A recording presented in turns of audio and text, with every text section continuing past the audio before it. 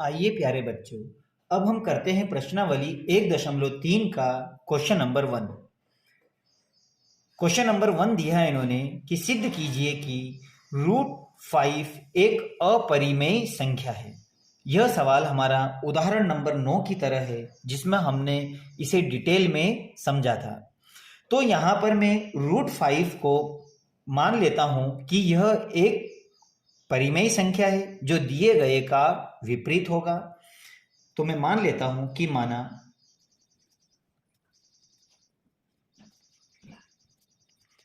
कर्णी 5 एक परिमेय संख्या है जो दिए हुए के विपरीत है।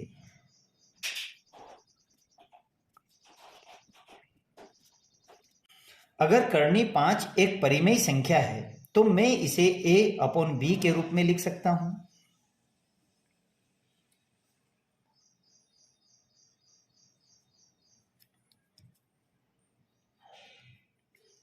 जहां a और b सहभाज्य पूर्णांक होंगे।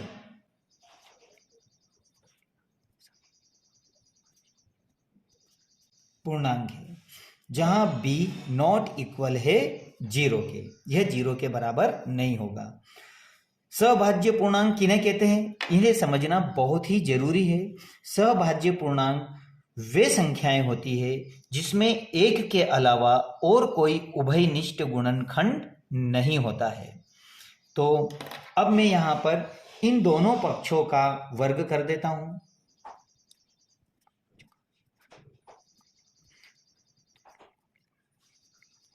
अब मैं जब इसको सॉल्व करता हूं तो यहां आ जाता है 5, क्योंकि √5 का होल स्क्वायर होता है 5, और ये हो जाएगा a/b का होल स्क्वायर। जब मैं इसके अंदर क्रॉस मल्टीप्लाई करता हूं तो मेरे पास बचता है 5b² बराबर a²। यह बनती है आपकी इक्वेशन नंबर 1। अब मैं यहां पर देखता हूं कि ये जो 5 है यह a को विभाजित करता है। इसे इस तरह से भी समझे कि b² बराबर, ये 5 इसके साथ मल्टीप्लाई कर रहा है तो यहाँ डिवाइड कर लेगा, तो a²/5। तो मैं यहाँ पर क्या देखता हूँ, मैं यहाँ पर देखता हूँ कि जो 5 है यह a को विभाजित करता है। तो मैं लिखूंगा यहाँ पर कि a² 5 से विभाजित है। तो मेरी प्रमेय का 1.3 क्या कहती है, का 1.3 कहती है कि यदि a² 5 से विभाजित है तो a भी 5 से विभाजित होगा। यह आपका सेकंड मान आया।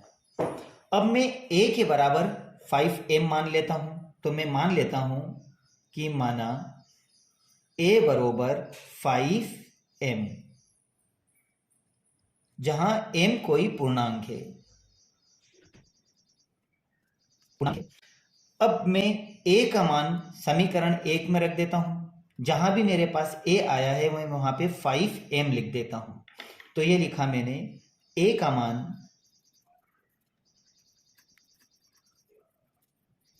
मान, समीकरण 1 में रखने पर, समीकरण 1 में आपकी है, यह समीकरण 1 है। अब इसमें जहां भी a आया है वहां हम लिख देंगे 5m।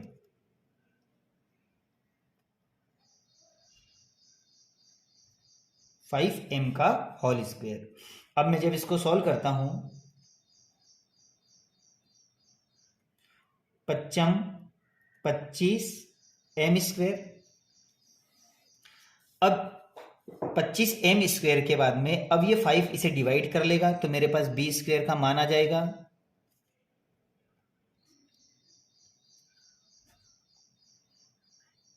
फाइव से मैं इसे डिवाइड करता हूं तो यहां पर भी मेरे पास वही स्थिति है कि 5 जब b को डिवाइड करता है तो मेरे पास में क्या बनता है कि m² बराबर 5, या मल्टीप्लाई हो रखा है डिवाइड करेगा, अर्थात b²/5। तो मैं यहां पे भी क्या देखता हूं कि जो 5 है वो b² को विभाजित करता है। तो प्रमेय का 1.3 से, प्रमेय 1.3 से अगर b² 5 से विभाजित है तो b भी 5 से विभाजित होगा। तो अब मेरे पास में यह बनता है थर्ड मान। अब मैं समीकरण 2 व 3 से देखता हूं कि समीकरण 2 में a तथा b दोनों ही 5 से विभाज्य है, और अगर ये दोनों 5 से विभाज्य है तो a और b का एक उभयनिष्ठ गुणनखंड 5 होगा, और इसका अगर उभयनिष्ठ गुणनखंड 5 है तो मेरा यहाँ पर सहभाज्य पूर्णांक का नियम क्या कहता है कि ये एक के अलावा और कोई इसका उभयनिष्ठ गुणनखंड नहीं होना चाहिए, जबकि मेरे पास यह a और b का 5 है। अगर यह सहभाज्य पूर्णांक a और b नहीं है तो इसका मतलब ये हुआ कि √5 भी एक परिमेय संख्या नहीं होगी, और √5 एक परिमेय संख्या अगर नहीं है तो फिर √5 क्या हो जाएगी, एक अपरिमेय संख्या, और इस तरह से मेरा ये प्रूफ हो जाएगा। तो अब मैं यहां लिखूंगा यहाँ पर कथन 2 व 3 से। तो कथन 2 व 3 से a तथा b का एक उभयनिष्ठ गुणनखंड 5 है,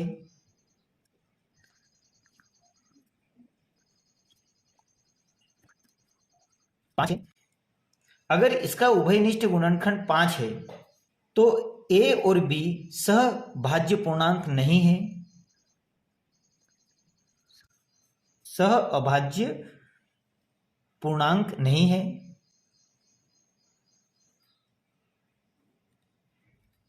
और अगर ये सहभाज्य पूर्णांक नहीं है तो √5 एक परिमेय संख्या नहीं होगी,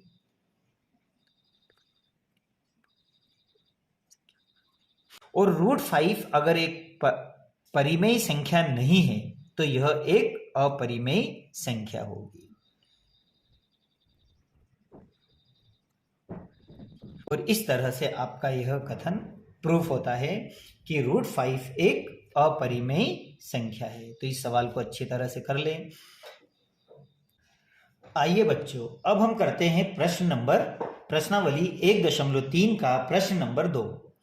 सिद्ध कीजिए कि 3 + 2√5 एक अपरिमेय संख्या है। तो मैं यहां पर मुझे सिद्ध करना है कि 3 + √5 एक अपरिमेय संख्या है, तो मैं इसके अपोजिट मान लेता हूं।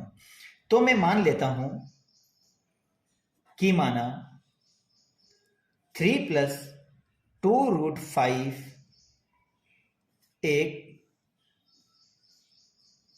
परिमेय संख्या है जो दिए गए के विपरीत है।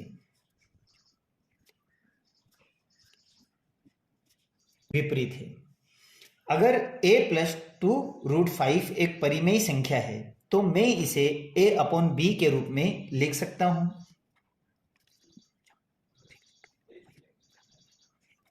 जहां a और b एक सहअभाज्य पूर्णांक होंगे,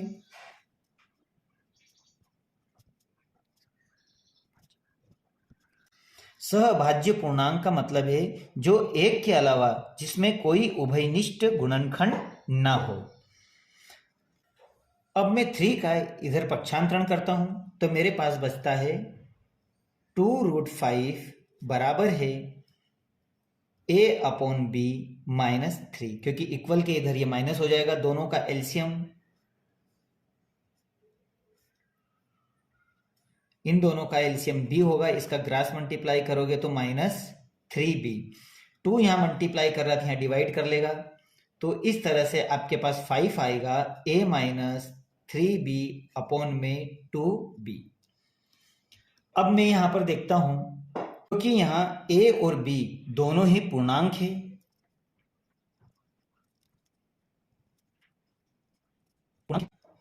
इसलिए a -3b/2b एक परिमेय संख्या होगी। यह एक परिमेय संख्या होगी, इसलिए √5 भी एक परिमेय संख्या होगी, क्योंकि यह दोनों बराबर है। अगर यह परिमेय संख्या है तो यह भी परिमेय संख्या होगी। लेकिन हमें पता है कि √5 एक अपरिमेय संख्या है, तो हम लिखेंगे जो कि असत्य है,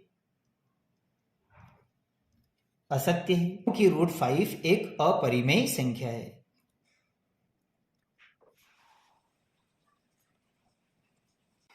हमें यहाँ पर यह गलत विरोधाभास इसलिए प्राप्त होता है क्योंकि मैंने यहाँ पर एक गलत अवधारणा ले ली थी कि 3 + 2 रूट 5 एक परिमेय संख्या होगी। इसीलिए मैं कह सकता हूं कि अतः 3 + 2 रूट 5 भी एक अपरिमेय संख्या होगी और यही आपका आंसर है। तो आप इसे अच्छी तरह से देख लें।